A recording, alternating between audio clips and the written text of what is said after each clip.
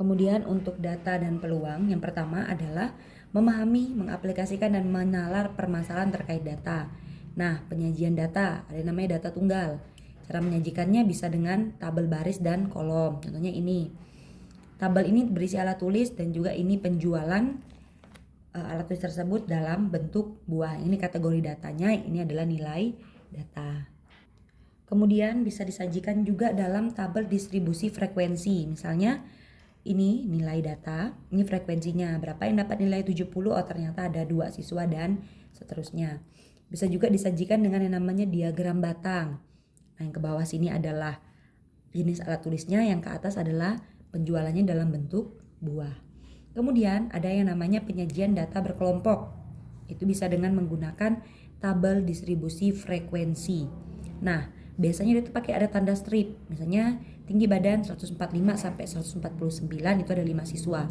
Nah, ini disebut sebagai kelas interval. Ini kelas interval 1, interval 2, interval 3, interval 4, dan interval 5. Nah, ini yang di depan sini itu disebut sebagai batas bawah dan di sini disebut sebagai batas atas. Nanti biasanya batas atas ini biasa digunakan kalau kita mau menghitung di soalnya. Kemudian nah ini ada yang namanya titik tengah dari kelas, yaitu setengah dari batas bawah ditambah batas atas dan seterusnya.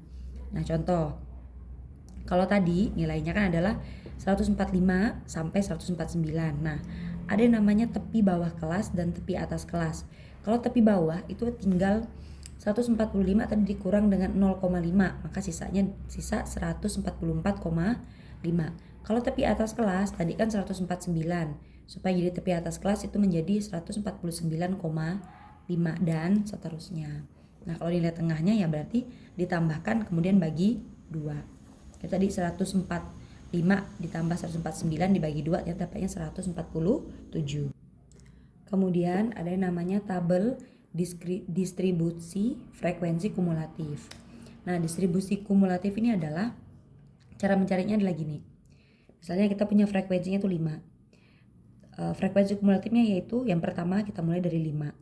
Kemudian untuk yang kedua adalah 5 ditambah dengan 10 menghasilkan 15. Kemudian yang selanjutnya adalah 15 ditambahkan dengan 12, makanya menjadi 27. Kemudian yang selanjutnya lagi 27 tambah 7 dapatnya 34. 34 tambah 6 mendapatkan 40. Nah, 40 ini adalah frekuensi kumulatif atau total semuanya dari frekuensi yang ada. Nah, tapi ada juga nih tabel distribusi frekuensi kumulatif lebih dari tepi bawah. Nah, jadi dia dibalik. Yang tadi kan 40, kemudian malah dikurang 5 dapatnya 35. 35 kurang 10 dapatnya 25. 25 kurang 7 dapat 13. 13 kurang 6 dapatnya harusnya di sini adalah berapa nih? 13 dikurang 6. Kok dapatnya 6 sih? Harusnya kan 7. Kayaknya ada kekeliruan sih di sini, cuman ya udahlah, enggak apa-apa. Yang penting kita tahu ya kalau pengurangannya itu keliru.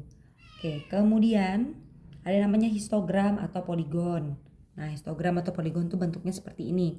Dia ada diagram batang, tapi ditambah dengan adanya diagram garis, yaitu poligonnya. Dan ini tidak ada jarak nih. Itu disebut sebagai histogram. Kemudian ogive. Nah, ogive itu bentuknya seperti ini. Dia bentuknya garis naik dan juga turun. Nanti kita lihat lebih lanjut ketika kita lihat di soal. Kemudian dalam data ada namanya ukuran pemusatan data. Yang pertama ada data tunggal, itu ada mencari rata-rata dan mencari median. Rata-rata ini namanya adalah X bar. Caranya adalah jumlahkan semua data yang ada dibagi dengan banyak data. Kalau median adalah nilai tengah. Kalau datanya ganjil, median datanya adalah data ke setengah dikali dengan n ditambah 1. Kalau datanya genap ya tinggal setengah dibagi data yang ada. Oke, kemudian untuk namanya modus atau data yang paling sering muncul. Kemudian selain data tunggal ada juga yang namanya data kelompok. Nah, data kelompok juga mengenal yang namanya rata-rata. Nah, ini mungkin rumusnya terlihat rumit, tapi nanti ketika kalau kita mengerjakan soal, saya akan coba jelaskan dengan lebih sederhana. Kemudian di sini ada median dan juga ada nanti modus. Nah, rumus-rumus ini memang mungkin sedikit agak membingungkan, tapi nanti akan saya buat lebih sederhana ketika mengerjakannya. Kemudian ada yang namanya ukuran penempatan data. Untuk data tunggal kita akan mengenal kuartil. Kuartil itu data dibagi menjadi 4 bagian. Dan kalau desil itu adalah data dibagi menjadi 10 bagian. Dan ada juga yang namanya persentil, yang dimana data dibagi menjadi 100 bagian yang sama. Nah, untuk data kelompok, kalau kuartil nanti ada rumusnya sendiri seperti ini. Kemudian kalau desil dan juga persentil ini juga ada rumus untuk data berkelompok.